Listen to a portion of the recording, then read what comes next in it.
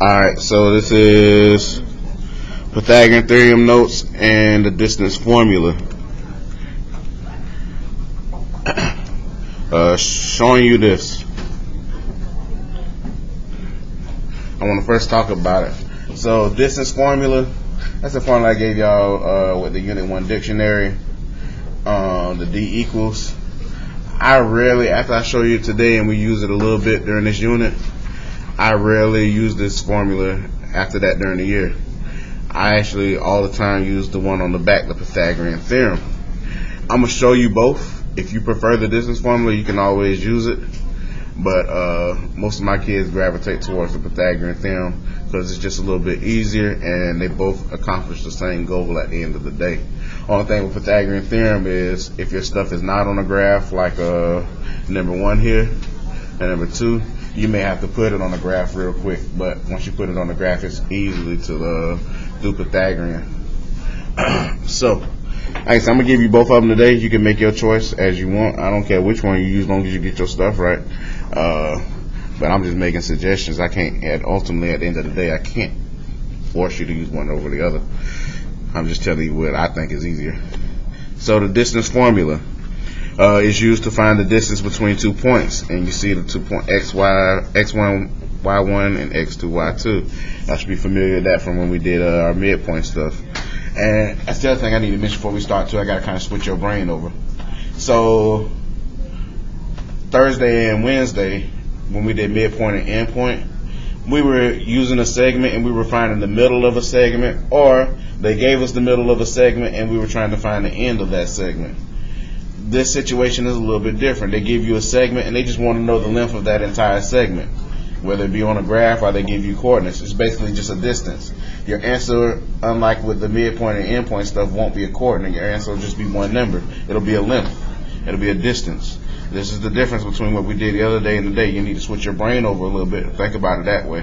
All we're doing is finding a length from one point to another. We're not trying to find the middle of between 2 points. We're not trying to find an end point or anything like that. We're trying to find the length of an entire segment. All right. So formula, D equals big square root sign, under the sign parentheses x sub 2 minus x sub 1 squared plus y2 minus y1 squared.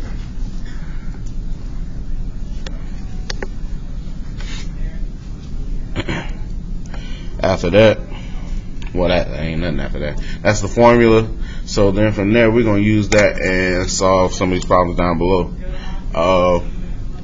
And I'm going to be honest with you, if you want to follow along, you're more than likely going to need a calculator today. So if you haven't touched one yet, you might. So on number 1 here, it says given points A, -4 and 1, and B at 3, -1, determine AB. Keep your answer in radical form. Radical form is just if you can't give them a whole number as an answer, then you keep it under the radical sign in simplest form. I'm going to show you that. There's something else I'm going to have to teach you that's already assumed that you know from algebra. It should look very familiar once I do one of them. But I'm not going to do no whole reteach on it today. It's going to be very quick, so you need to catch it if you don't know it. Alright, given points A. For A, I'm labeling x1, y1, B, I'm labeling that x2, y2. Expectation for y'all is to always label y'all points, especially when you're using distance formula, so you don't screw nothing up. Then I'm writing my distance formula down here. It's up top, but I'm gonna make y'all write it so you can, every time you write it, it might help you remember it a little bit more. x2 minus x1 squared plus y2 minus y1 squared.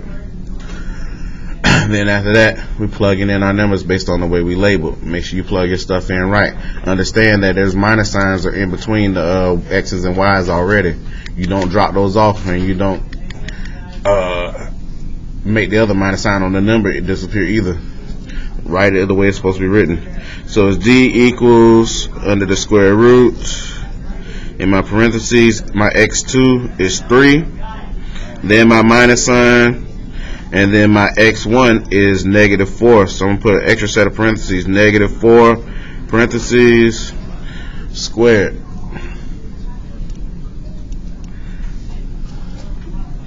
Then it's plus y2 for me is -1.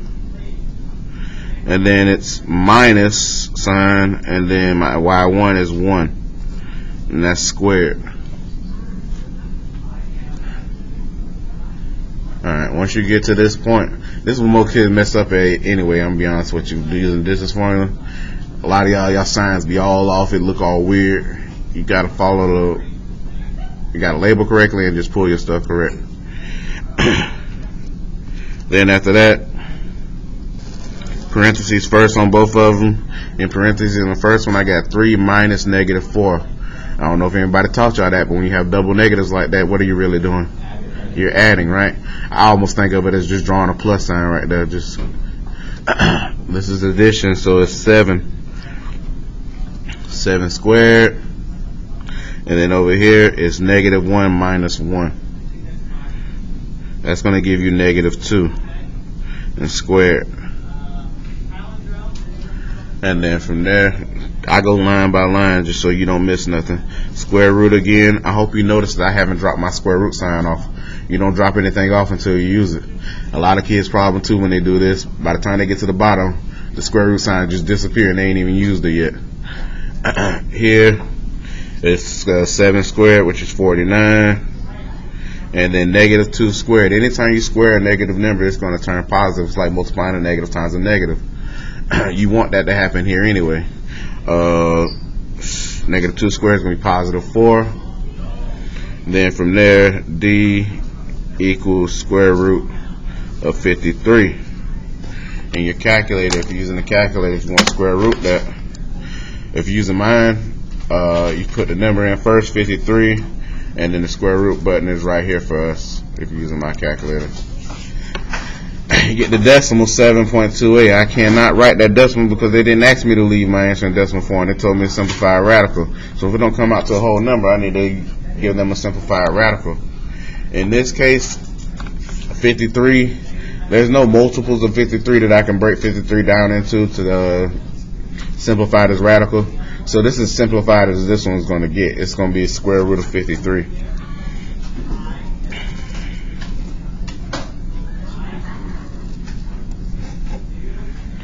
I'm going to leave that in that form if that's what they asked me for.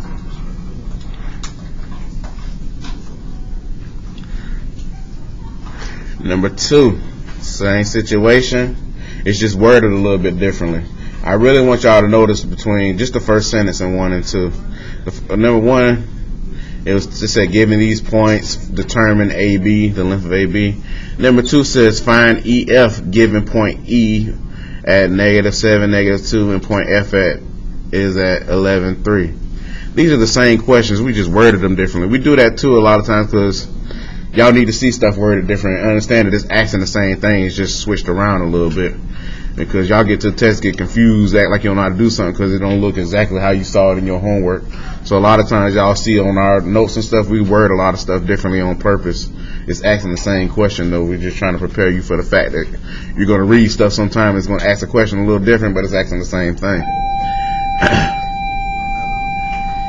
Other thing.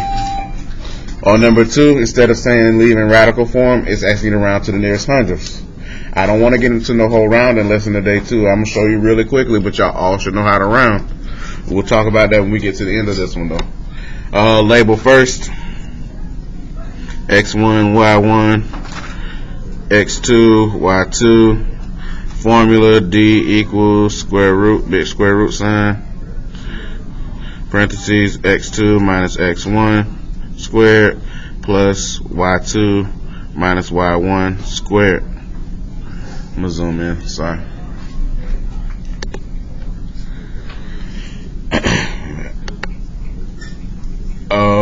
Then from there, D equals, put your numbers in, square root. X2 for me is 11, so parentheses 11 minus, and then my X1 is -7, parentheses, extra set of parentheses, minus -7. plus my y2 is 3 minus my y1 negative 2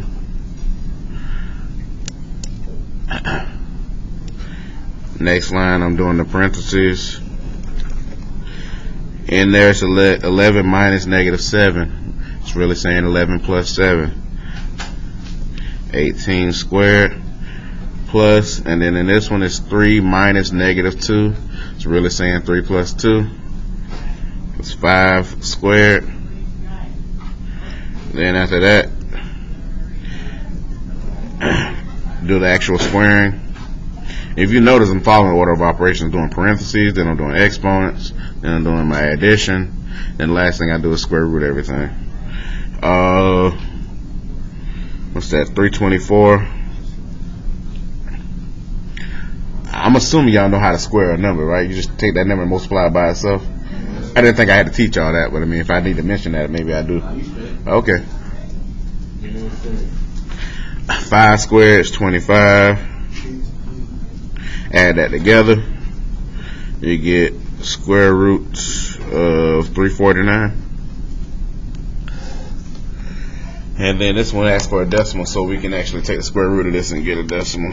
So 349, take square root button is right here again. Your decimal is going to be here. They asking y'all to round to the nearest hundredths place though. After the decimal, how many spaces is the hundredths place? How many spaces is the hundredths place? After the decimal. Yeah, y'all looking scared. 2 spaces. So I'm rounding to this number right here, 8. To decide whether you round that number up or keep it the same, you look at that number after that. So that number in that third place, I'm using that to decide if I'm gonna round my 8 or leave it the same. If this number is 4 or less, you just drop all this off and leave what you got in the front. If this number is 5 or higher, then you round up. You're just going to round this 8 up to a 9 and then drop everything off. In this case, it's 4 or less, so we're dropping all this off. I'm just keeping it as 18.68. D equals 18.68. That is me rounding my answer to the nearest hundredths.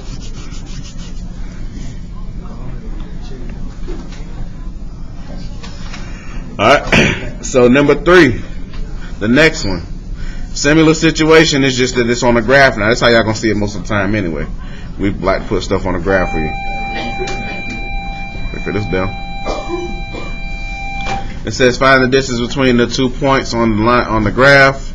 It says round to the nearest tenth. Alright.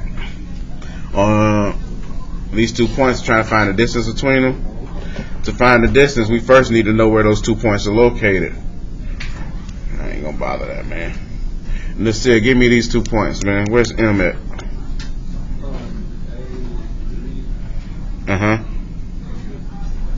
Negative 3, negative 1. Good. And then N. 2, 3. So those are where my 2 points are. Then after that, you can label. Might as well label with me this here. Well, I'm talking about labeling how we did the first two, X1, Y1. For what number? What you gonna choose your X1 as? 2. Okay. Up here, he gonna make this his X1. 3Y1, X2, Y2. Now I will tell you this. It don't matter which coordinate you start with. You could have labeled these X1, Y1 down here, X2, Y2. It's just that you got to make sure you pull correctly for the formula. It don't matter if you mix the points. It's just making sure you pull it correctly when you write it in the formula. That's all. So I'm going to go based off the way he labeled. And we're going to do, I forgot. I'm not doing this one. Y'all solving this one. I'm going to come around and make sure you get it right. This one, you round it to the nearest tenth. How many places is the tenth after the decimal? I guess I'm asking myself. 1 place, okay.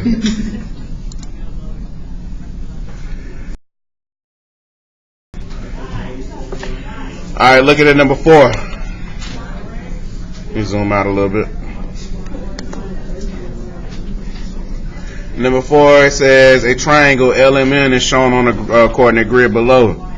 Which of the following is the length in units of segment MN?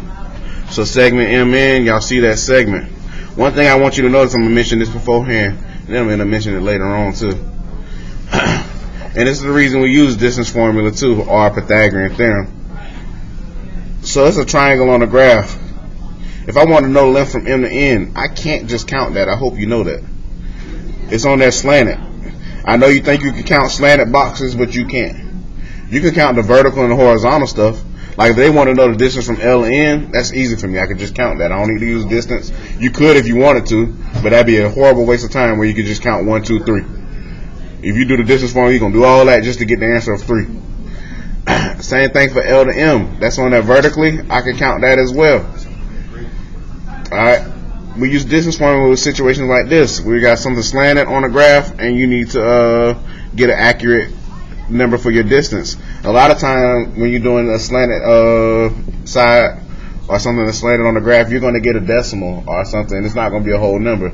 So you're going to have to use distance formula. There's no way you can count and guess that. You're going to be horribly off. Alright. So in this case, they want us to find MN. That side, if you look at my answer choices over here, my answer choices are a radical form except for A. But honestly, that's not going to be an answer anyway. So when we get our answer, we're going to leave it in simplest radical form. Alright. So they already got the points on there for us. We just need to label them. I'm going to start with M, X1, Y1. Then my N, 5, X2. My Y2 is going to be my 1. And then from there, I'm going to do distance formula on those points. So D equals square root. I'm going to write it out again. That's just what I'm going to do. X2 minus X1 squared plus Y2 minus Y1 squared. Plug in my numbers. Parentheses, X2 is 5 minus 2 squared plus 1 parentheses minus 7 squared.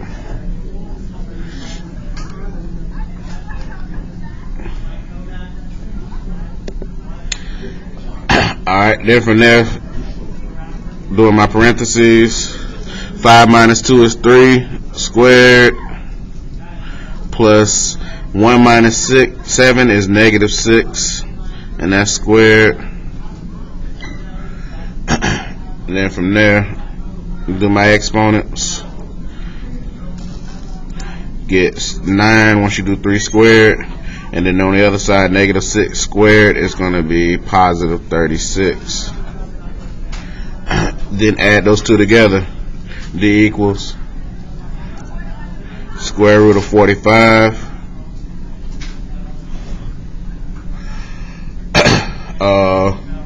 From there, you got square root of 45. And if you look over, we're not wrong. It's just that we haven't simplified this radical yet. That answer choice is not over there. But that means you could break this down. This radical can be simplified. To simplify it, I'm going to show you something you should already know. It should look familiar once I start. I'm going to start branching on here, and I'm going to figure out multiples I can have of 45 under my radical sign. Under my radical sign, think of two numbers I can multiply together to get 45. 9 and 5. I heard somebody say it. 9 and 5 will give me 45. Okay, then from there, looking at the 5 first, I can't break that down anymore because it's a prime number. Only thing I can multiply with to get 5 is 1 and 5. So I'm done with that. Over here though, the 9. What two numbers can I multiply together to get 9? 3 and 3. You see how those are double numbers there? If I can multiply two of the same number together to get a number, that means I can square root that number. If I can square root 9, that needs to be moved out. Anytime I get doubles under my radical sign, I want to circle those. I'm moving those out because I can take the square root of that number. I can take the square root of 9 and get 3. So I'm going to actually do that. I'm going to take square root of 9. I'm going to get 3. I'm moving that to the outside. Anything I can't take the square root of, I'm leaving under the radical sign. So I'm going to rewrite this as my distance equals, and then I'm moving my 3 out, and then under my radical sign, that 5 that I couldn't do nothing with, I'm leaving it there. 3 square root 5. And y'all should see that answer over there to the right. Circle that when you see it. Alright, I'm back. Shh. We're flipping to the back.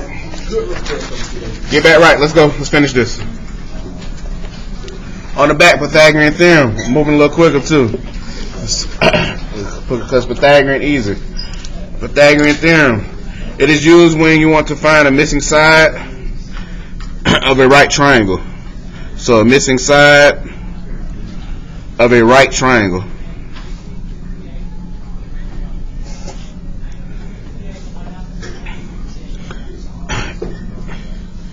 On a right triangle, sides A and B are called legs.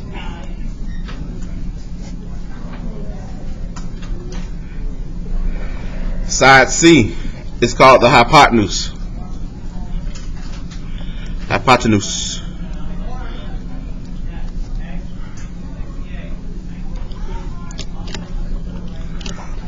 The hypotenuse is always across from the right angle.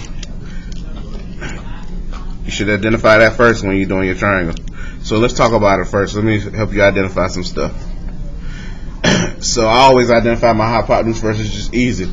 It's always across from the right angle. Go to the right angle inside of your triangle. Draw an arrow across from that. That side that you hit is going to be your hypotenuse.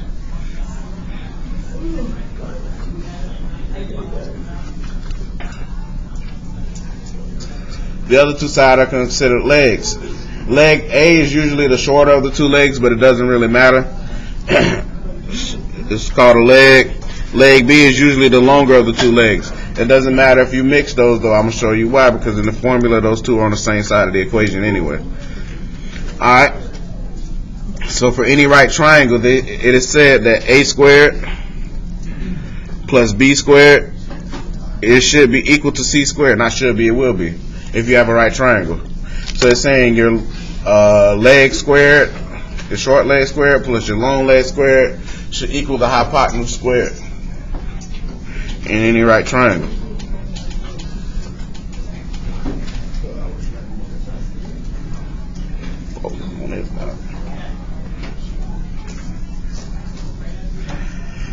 Find the value of x. Round to the nearest tenth. So on 5 and 6 we round to the nearest tenth. Gotta find the value of x. First thing I want you to do, and until you get comfortable doing Pythagorean, I want you to always label. So for now I should see everybody labeling. Before I even start to do Pythagorean on this triangle. So on this triangle I'm missing one of my sides, that side that got x on it. To find the length of it, I'm gonna use Pythagorean theorem. To do that, first I want to label.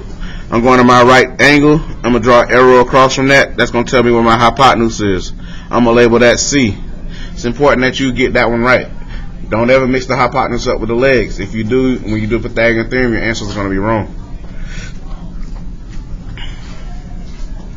And then after that, the other two are your legs. It's up to you, whichever one you call A or B. I always call my smaller one A, my larger one B, but it really doesn't matter if you mix those two because they're on the same side of the equation.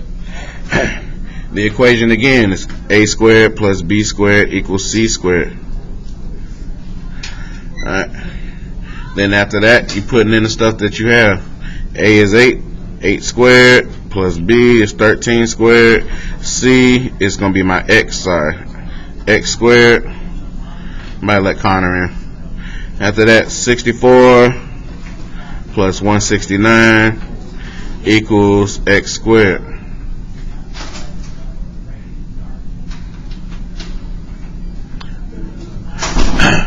Then you add the two together. 64 plus 169, 233, thank you, equals x squared. And then from there, listen to me. We're solving an equation just like any other. My variable is x. I need to get x by itself. Right now it has a squared on it. So you still do the same thing you do for other equations. You need to use inverse operations to get the squared off. But it's not like a multiplication or division or nothing. This is a squaring a number. What's the inverse of squaring a number? Square root, right? So I'm going to do square root on both sides. To cancel it on this side, do it on the other side as well. Once you do one thing to one side of the equation, you have to do it to the other. On that side, I'm doing it to cancel the 2 off the x. Other side, I'm just taking square root. Square root of 233. They say around to the nearest 10th, so clear this. 233. My bad. Square root. To the nearest 10th, what would I say? 15.3. Alright. Number 6, sliding on. On this one, we're labeling first. Mike, let me make sure you've been paying attention. Mike, I want to label first. It got x, 19.1, 30.5. I always do my hypotenuse first, Mike. Which side would be my hypotenuse? A, B, and C. Which side would I label C?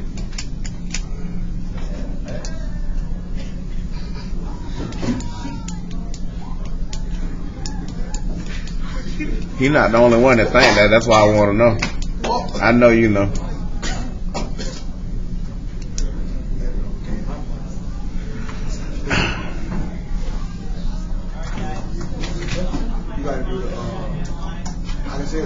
Yeah, go ahead. Yeah, it's 30.5. Across from the right angle. C is 30.5. After that, like I said, A and B is up to you. This looks shorter to me, so I'm going to call it A. This is B. It really don't matter, though, if you mix those two. This is the one you got to get right when you're doing your labeling. After that, A squared plus B squared equals C squared. 19.1 squared plus X squared equals 30.5 squared. Now you're going to get some decimals here. You'll be alright though. So 19.1 squared. Y'all should see in the calculator 364.81 plus X squared equals 30.5 squared. And you get 930.25. My bad. After that, you need to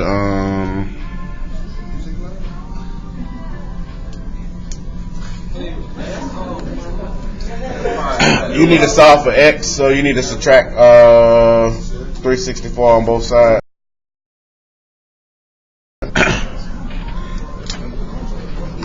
Alright, so we need to subtract 364 on both sides. 0.81. So minus 364.81.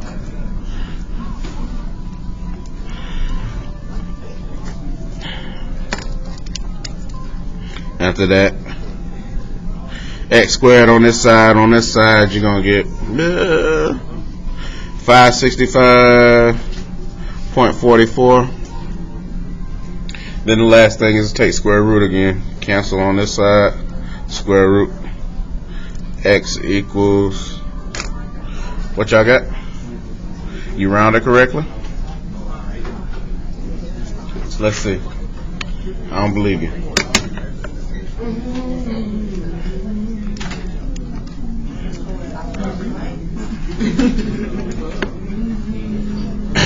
What is supposed to be?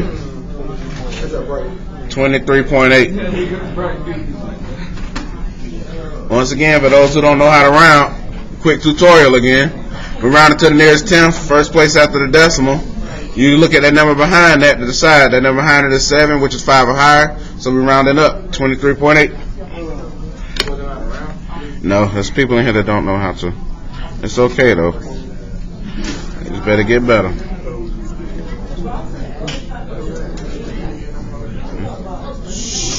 Hey, we almost done. Be quiet. Let me finish this. Number 7. Number 7 should look familiar to you if you've been paying attention at all. Number 7. It says the triangle LMN is shown on the coordinate grid below. Which of the following is the length of in units of MN? Reason we put the same problem back on here on the back, we want to show you the difference between using the distance formula and the Pythagorean theorem. So if you got a triangle on a graph, it's way more beneficial to use Pythagorean theorem. Or if you got a line on a graph, it is. So I'm looking for the distance from N to N, yes? If you look at this as a right triangle, MN would be considered what on my triangle? Huh? The C, right? The hypotenuse, yeah? So if that's the case, then these other two legs on here, these other two sides would be considered my legs. If you think about it, those two sides are on here horizontally and vertically. I can count those sides, yes? If I can count those sides, I can use those sides to find this side MN right here. So let's count real quick. The horizontal side, L to N, how many spaces is that? 3, right? So the bottom side is 3. And then going vertically from L to M, how many spaces is that? I heard the wrong number. I need to hear the right one now. Thank you. 6. Alright. So we already labeled this C, and we know that's going to be our X. We just keep it as C. We'll just solve for C. Here, 3 we call that A, 6 we call that B. Based on that, we can set up and solve using Pythagorean really quickly. So 3 squared plus 6 squared equals C squared. Our C squared will represent MN. Alright, 9 plus 36 equals C squared. Add those together, you get 45. 45 equals C squared. Square root, square root. At that point, we need to simplify that radical again, just like we did on the front. On the front, we broke this radical down because it could be to 9 and 5, and then we did the 3 and 3. 3 times 3. Circle that because that's double numbers, so we're moving that out because you can square root that. So C equals 3 square root 5, just like it was on the front. But this is much faster if you got it on the graph. I don't know which one y'all like better. We did the same thing on the front. I like doing Pythagorean better, but it's just really up to you.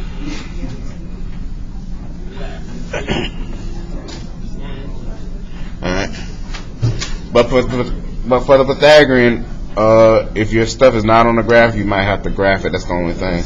But you can still use Pythagorean. Alright. I'm not done. I got one more. This is the most important one, because this is the kind of stuff you're going to be tested on. This is going to be a question on your unit test, and this will definitely be a question on your EOC. I guarantee it. And if you can get this question right, you'll get a decent amount of points on score for you on the EOC. So this one is, what is the perimeter of triangle PQR? Let's talk that word perimeter one more time. Make sure you understand it. What's perimeter? We talked about it earlier, and not the equal amount of all sides. There you go, the distance around the figure, right? So yeah, you would have to add all the sides up, granted, yes, but you need to understand perimeter is the distance around a figure. In this case, we got a triangle here. We want to know the distance around that. Well, if you look, stay with me. Last one, most important one too. If you look, all these sides are on here slanted. I can't count any of them. I have to do the either distance formula or Pythagorean theorem on all the sides. Since it's on the graph, I'm going to do Pythagorean because that's just easier. I'm going to show you how to do it though. Alright, you need to pay attention, and I'm going to color code. So first side I'm going to do is QR. From Q to R. I'm going to do that distance. To do that though and do Pythagorean, I need a right triangle. I don't have one yet. So I'm going to create one for myself. From Q, I'm going to go straight across until I line up on R. And then I'm going to drop down to R. I just created myself a right triangle outside of QR. And then after that, I'm gonna first label my hypotenuse just to show you across from this right angle. I put a right angle box here because that's what my right angle is. Across from there is going to be my C. So my C is going to be right here, which represents QR. Alright, that's the length I'm trying to find. So that's my C. And then my A and B are going to be these two sides, but I need to count them. I made the right angle box. I made a triangle so I could count. So length horizontally would be 1, 2, 3, 4, 5. So 5 here. Going down vertically, the length is 1, 2, 3, 4, 5 again. So both of these are 5, so it don't matter which one you call A or B. They're both the same, A and B. And then from there, out here, so I know which one I'm doing first, I'm going to call this QR. And then I'm going to do Pythagorean on the stuff I just get labeled. So I got 5 squared plus 5 squared equals C squared. And then I'm going to solve that. 25 plus 25 equals C squared. Add those together, that's 50 equals C squared. Square root, square root. Now you're not supposed to round your answers to the nearest hundred to the very end, but that's some long decimals we're going to have to hold, and I don't think it's going to matter too much for us right now. So I'm going to go ahead and let you round early. We're going to round this square root of 50.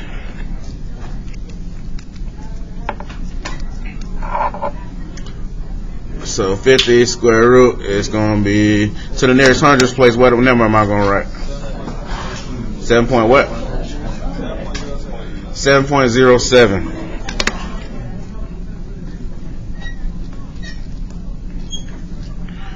Alright, so C equals 7.07, so basically QR is 7.07. That's the length of QR. Now I need to do my next one. I'm going to do Q to P.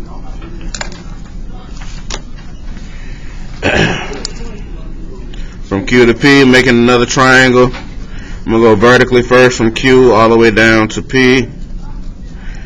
And then I'm going to cut over horizontally. I'm just making a right triangle outside. So I got a right triangle right here now. If I draw an arrow to my hypotenuse, which is here, my hypotenuse is going to be labeled C. Your hypotenuse in this situation should always be that slanted line that you're finding anyway. So QP is going to be where I put my C at. Then I need to count my other two sides. My short side down here, that's 2 units. So 2 spaces. And then my long side is 1, 2, 3, 4, 5, 6, 7, 8. My long side is going to be 8. So then I'm going to label this A. I'm going to label this B. And I'm looking for C. So coming back over here, just make sure you label your stuff so you keep up with it. So this is QP we're doing now. QP. And then 2 squared plus 8 squared equals C squared. 2 squared is 4. 8 squared is 64 equals C squared. Add them together, 68 equals C squared. Then you're going to take square root. Cancels. Square root of 68.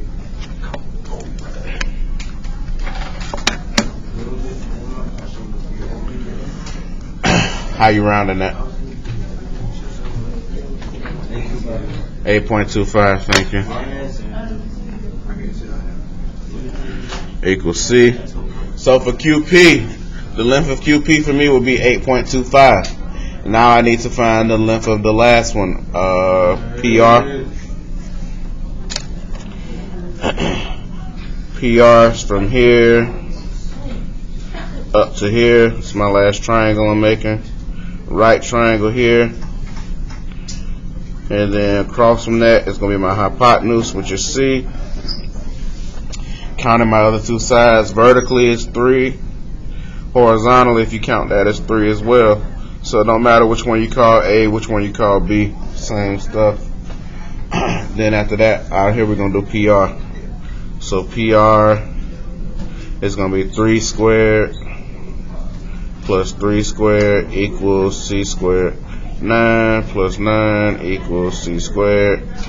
Add that together, 18 equals C squared. Square root, square root. What'd y'all get for the decimal?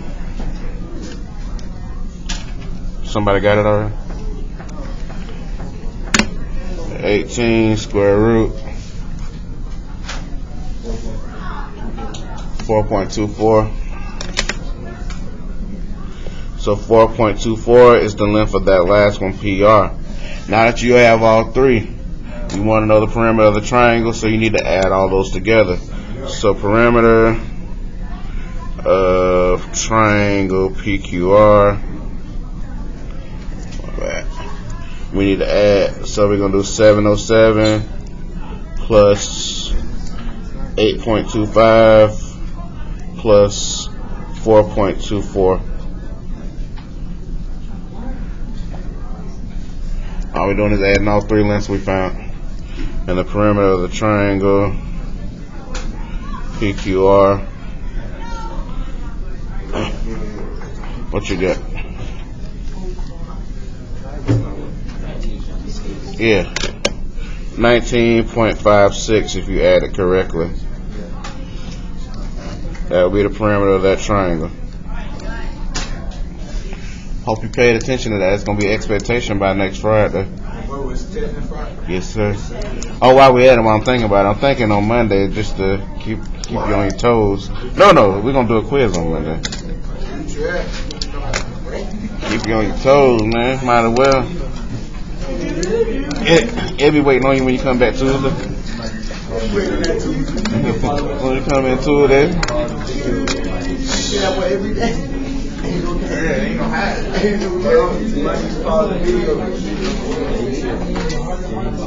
Mr. Bus, you gotta watch the video.